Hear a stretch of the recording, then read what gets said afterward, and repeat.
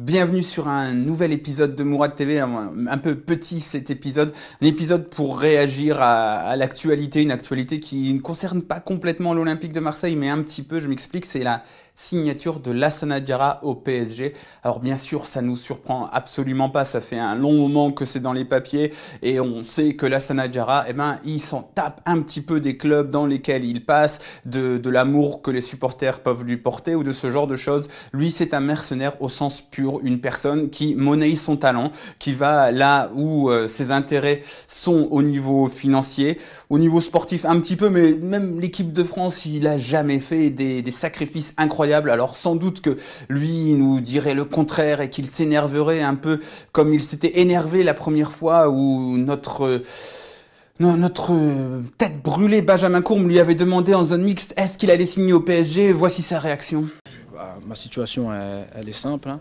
Je viens de jouer, comme j'ai dit, très bientôt, on verra. Je ferai un point avec le club et on verra. Mais au PSG la saison prochaine, c'est une éventuelle. Je sais pas, vous avez l'air mieux renseigné que moi, donc voilà. Moi, je suis à l'Olympique de Marseille. Jusqu'à preuve du contraire, j'ai jamais parlé de club ou quoi que ce soit. J'entends beaucoup de choses, je dis rien, donc voilà. Après, si vous êtes mieux renseigné que moi, vous n'avez pas besoin de me poser la question. Non, la question là, c'est dans ton tour d'honneur, est-ce que tu te disais c'est sûrement la dernière fois que je dis au revoir aux supporters ou pas? Non, c'est la fin de saison. Je dis au revoir aux supporters, vous savez très bien, on ne sait jamais dans le football. Voilà, on verra bien ce qui va se passer.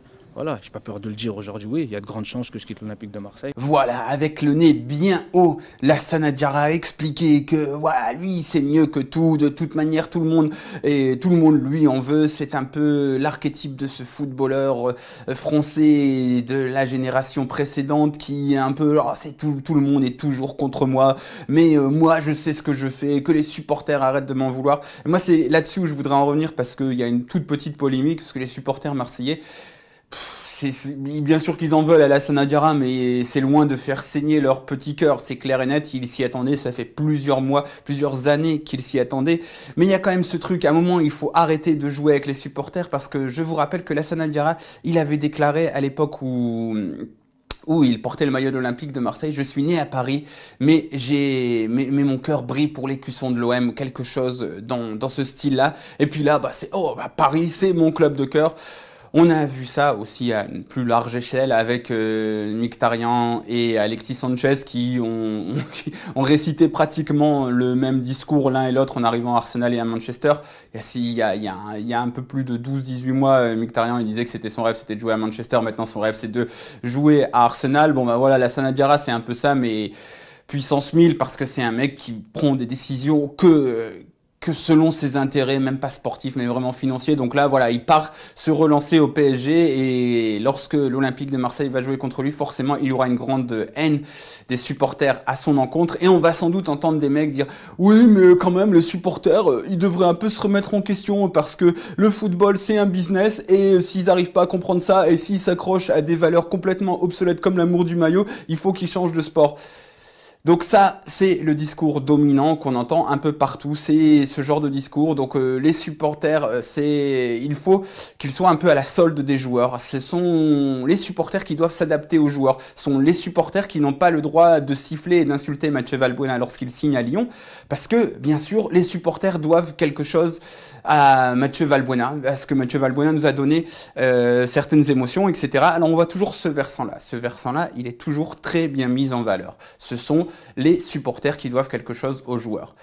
D'accord, très bien. Donc une fois qu'on a passé ce stade vraiment, mais vraiment minime de l'analyse, on peut aussi se dire un petit peu que les joueurs doivent peut-être quelque chose aux supporters, parce que sans les supporters, ce sport, ce serait un sport magnifique, c'est un sport génial le football, mais c'est aussi grâce à la passion qu'il touche tant d'argent, c'est aussi grâce à la folie des supporters qui sont prêts à acheter un maillot 100 € alors que le maillot, le coût de fabrication, il est de 10 € ou un truc comme ça.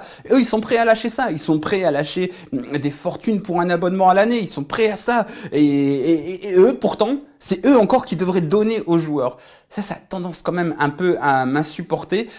De dire aussi, arrêtez de défendre des valeurs obsolètes comme l'amour du maillot. C'est vrai que c'est une valeur obsolète dans le football actuel parce que même les joueurs ne sont plus éduqués à cette valeur. En fait, il y a ça aussi. C'est important l'éducation. Comment vous voulez que des choses viennent naturellement pour des athlètes, des personnes qui sont hors de la vie normale, puisque c'est des mecs qui, dès le départ, s'ils ont un talent spécial, s'ils vont en centre de formation, on leur fait miroiter des choses extraordinaires et c'est tout à fait normal. Moi, je ne dirais jamais c'est anormal qu'un footballeur touche des fortunes, parce que ce qu'un footballeur fait, c'est un talent, c'est quelque chose d'exceptionnel que tout le monde n'a pas. Mais par contre, qu'on dise oui, mais c'est normal aussi que les footballeurs, eh ben ils en aient plus rien à branler des supporters et que l'amour du maillot, eh ben se torche le cul avec. Ben ça c'est pas normal, je suis désolé. Et ça, il faudrait peut-être les éduquer parce que sans les supporters, le football ne ramènerait pas autant d'argent. Sans cette folie des gens qui sont prêts à lâcher des centaines d'euros tous les mois pour une passion, pour quelque chose, le football n'aurait pas cet impact et les salaires des footballeurs ne seraient pas aussi énormes. C'est aussi simple que ça. C'est que eux aussi, ils ont une dette. Sans la folie des supporters de l'Olympique de Marseille, eh ben, un joueur comme Lassana Diarra n'aurait pas été remis tant sur le devant de la scène parce que s'il avait eu les mêmes prestations à Bordeaux, certes, on aurait quand même dit, ouais, putain, il est vachement fort, Lassana Diarra. Mais ça aurait pas été la même chose qu'avoir ces prestations-là à l'Olympique de Marseille. Ça, il le doit aux supporters, il le doit à l'aura qui entoure le club. Cette aura, ce sont les joueurs qui l'ont fabriquée, mais ce sont aussi les supporters. En donnant toute l'économie du football, de toute manière, repose sur ça, sur ce que donnent les gens pour voir du football. Alors ces gens qui donnent tant, il faut respecter ce qu'ils attendent, il faut respecter le maillot, il faut respecter l'amour. Oui, c'est obsolète, oui, c'est un milieu plein de gens cyniques qui n'en ont complètement rien à foutre des larmes qu'un gamin va laisser après une défaite en finale de Coupe de France ou quelque chose comme ça, bien sûr. Mais il ne faut pas que les supporters, que les supporters abandonnent l'affaire et se disent oui, bah voilà, nous aussi, l'amour du maillot, on n'en a plus rien à faire, on va arrêter de protéger cette valeur parce qu'en faisant ça, ils protègent une certaine idée de ce sport, une idée de ce sport populaire, une idée de ce sport qui crée du lien social, une idée de ce sport qui va au-delà de la simple activité physique.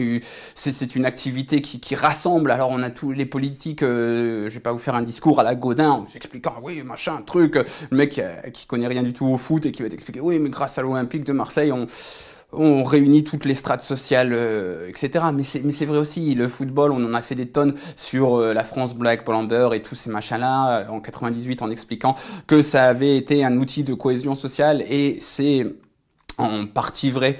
Donc voilà, on ne peut pas simplement prendre l'argent du beurre et foutre le beurre à la poubelle, hein. Voilà, là c'est le quart d'heure philosophie. Je vais demander à Roger qui m'apporte ma suze là, parce que je commence à carburer assez fort. Mais si on se reconcentre un petit peu, voilà, je voulais pousser un petit coup de gueule pour dire que non, les supporters ne doivent pas se résigner à arrêter de défendre l'amour du maillot, parce qu'en défendant ces valeurs qui sont obsolètes dans un football cynique et froid et qui devient même chiant, qui s'éloigne de plus en plus des masses, et ben en défendant cette valeur qui fait rire sans doute certains joueurs, beaucoup de joueurs lorsqu'ils sont entre eux, en défendant cette valeur-là, eh ben, il préserve une certaine idée d'un football, un football que j'aime et un football que des tas de personnes aiment, et un football qui apporte dans la vie de beaucoup de personnes ce que d'autres choses ne peuvent pas faire, ce que d'autres choses devraient faire mais ne font pas. Voilà. C'était un petit coup de gueule, c'était un petit peu décousu. J'espère que vous aurez compris mon propos, hein, parce que j'ai tourné ça un peu rapidement, mais voilà, je vous donne rendez-vous bientôt sur Football Club de Marseille pour une nouvelle émission de Débat Foot Marseille, les 3 enseignements, etc. Et puis j'espère bientôt un Mourad TV un peu plus élaboré. Voilà, allez, ciao, ciao, bonne semaine.